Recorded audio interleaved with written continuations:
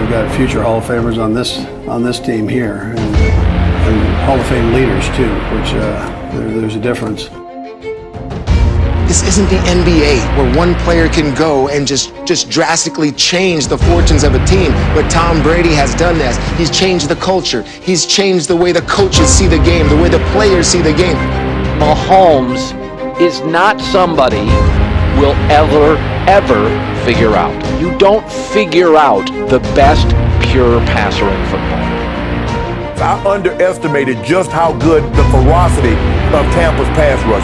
Shaq Barrett showed why they franchise tagged him, gave him $19 million. JPP, Skip, they were relentless on the edge. Here's the situation we have. I think when it's all said and done, Travis Kelce is going to be considered the greatest tight end, most prolific receiving tight end ever.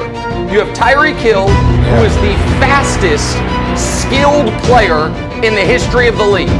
And Patrick Mahomes.